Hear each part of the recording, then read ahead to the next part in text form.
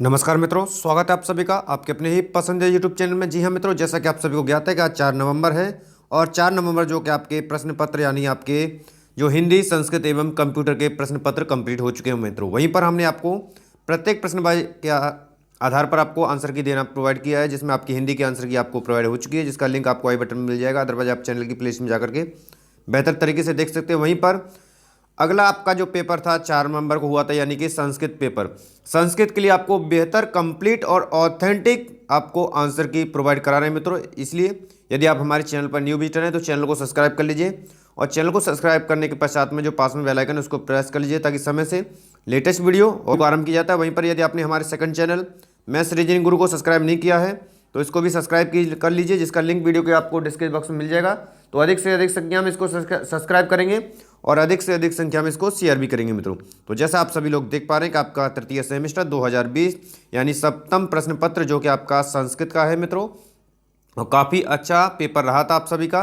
तो इसमें पहली जो श्रृंखला आपकी वस्तुनिष्ठ की है, तो पहला प्रश्न आपका ट वर्ण का उच्चार स्थान है। तो मैंने आपको कई बार आपको ट्रिक के माध्यम से चैनल की प्लेलिस्ट में बना हुआ है, आप सभी लोग जाकर के देख सकते हैं।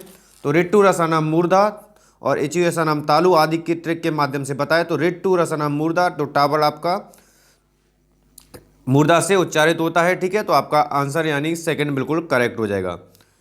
नेक्स्ट क्वेश्चन आपका विद्या आलय में संधि है, यानी विद्याधन आलय, ठीक है। तो विद्याधन आलय यानी विद्यालय हो रहा है, तो दीर्घ संधि हो गई। थर्ड ऑप्शन बिल्कुल करेक्ट हो जाएगा, दीर्घ संधि। नेक्स्ट क्वेश्चन आपका पठामी रूप है, जब पठ धातु के लट लकार में आप पढ़ेंगे, ठीक है। तो प्रथम, मध्यम और उत्तम, ठीक है। तो जैसे पठति पठत पठंती पठसी पठत पठत पठामी पठाव पठाप, तो आपका उत्तम पुरुष का एक वचन का रूप है पठामी, ठीक है। तो आपका करेक्ट आंसर थर्ड बिल्कुल हो जाएगा।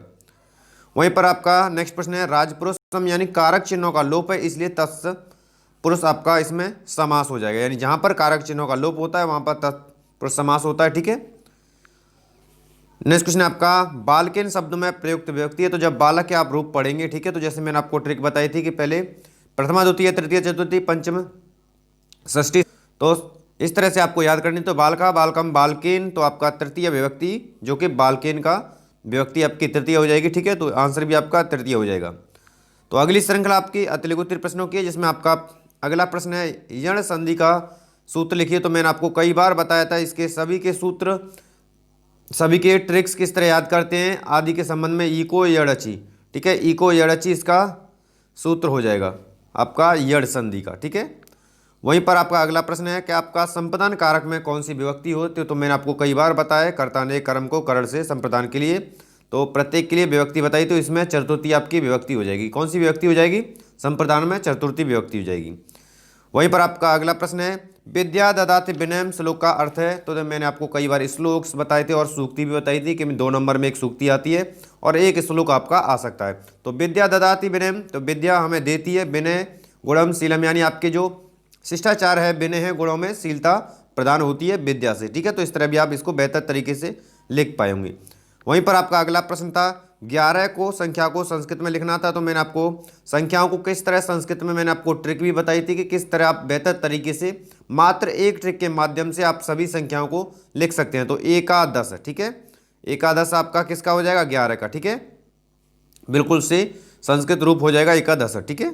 चलिए अगला प्रश्न आपका त्रिभुवनम में कौन सा समास है। तो त्रिभुवनम यानी 3 भवनों का समाहार, तो संख्यावाची है, ठीक है। तो क्या हो जाएगा आपका? द्विग समास हो जाएगा।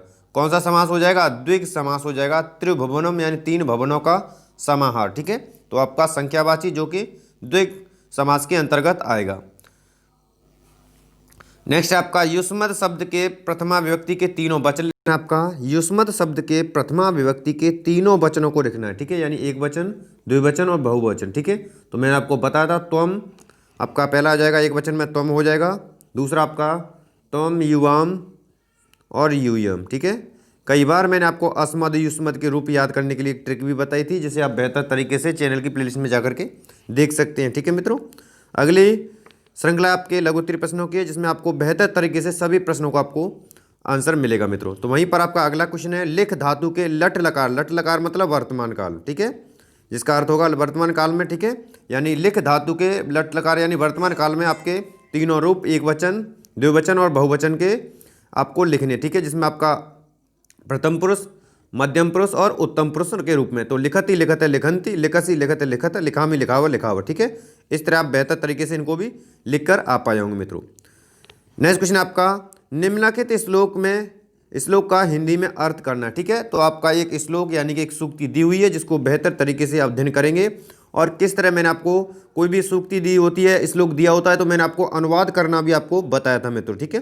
तो विद्या विवादस्य धनम मदाय शक्ति परेशान परिपीड़नाय खलसा साधो विपरीत भेदत ज्ञानय दानम च रक्षण। विद्या विवादस्य धनम मदाय शक्ति परेशान परिपीड़नाय खलस्य साधो विपरीत भेदत ज्ञानय दानय च रक्षणाय। तो देखिए यहाँ पर विद्या विवादस यानी जो दुष्ट लोग होते हैं उनकी विद्या विवाद के लिए, धन मदाय, मदाय का मतलब अहंकार के लिए, और शक्ति परेशान परिपीड़नम यानी शक्ति आपकी दूसरों को पीड़ा पहुंचाने के लिए होती है। वहीं पर खलस्य साधु विपरीत भेदत्य ज्ञानय दानम च रक्षणाय, ठीक है। तो वहीं पर दुष्ट और साधु यानी साधु लोगों में यही अंतर है, यानी उनकी जो विद्या होती है वो ज्ञान के लिए होती है, धन दान के लिए होता है, और जो शक्ति होती है दूसरों की रक्षा के हेतु होती है मित्रों। तो इसे बेहतर तरीके से आप लिख पाए होंगे। यानी एक और बार क्लियर करेंगे, विद्या विवाद के लिए यानी जो दुष्ट लोग होते हैं उनकी विद्या विवाद के लिए, धन उनका अहंकार के लिए, और उनकी शक्ति दूसरों को पीड़ा देने के लिए होती है। वहीं पर ठीक इसके विपरीत जो साधु यानी भले पुरुष होते हैं, ठीक है, और वहीं पर दुष्ट लोग होते हैं उनके ठीक विपरीत होती है, यानी उनकी विद्या ज्ञान के लिए होती है, और धन जो होता है उनका दान के लिए होता है, और उनकी जो शक्ति होती है दूसरों की रक्षणाएं यानी दूसरों की रक्षा के लिए होती है मित्रों। तो बेहतर तरीके से आप इसको कर भी पाए होंगे। नेक्स्ट प्रश्न आपका, शिक्षण अधिगम के श्रव्य उपकरण क्या हैं। तो मैंने श्रव्य और दृश्य उपकरणों के बारे में आपको बताया था, जिसमें आपका टेप रिकॉर्डर, रेडियो आदि आपके हो जाएंगे। अगला प्रश्न है आपका, 12 से 15 तक के संख्यावाचक शब्दों को संस्कृत में लिखना है, यानी 12 से लेकर के 15 तक, यानी द्वादश, त्रयोदश, चतुर्दश और पंचदश। इस तरह आप इसको लिख पाए होंगे बेहतर तरीके से। नेक्स्ट प्रश्न आपका है कि निम्नलिखित शब्दों के नाम संस्कृत में लिखने हैं। कौवा को काक कहेंगे आप, ठीक है। आम आम्र हो जाएगा आपका, वहीं पर तोता आपका सुक हो जाएगा, और केला को कदली फलम बोलते हैं, ठीक है, कदली फलम, और वहीं पर घर को ग्रह हो जाएगा, ठीक है। तो ये बेहतर तरीके से आप इनके लिख भी पाए होंगे मित्रों। तो अगला प्रश्न है आपका, अधोलिखित वाक्यों को संस्कृत में अनुवाद करना है। तो आपने लिखा है, मोहन पैर से लंगड़ा है, मोहन पादेन खंज, ठीक है, वह गांव जाता है, स ग्रामम गच्छति, और गणेश को नमस्कार है तो गणेशा नमः, ठीक है। वहीं पर राम फल खाता फलम खादंती, ठीक है। तो बेहतर तरीके से इनको भी आप कर पाए होंगे मित्रों। उम्मीद करता हूँ आप सभी को यह हमारी आंसर की आपको पसंद आई होगी वीडियो।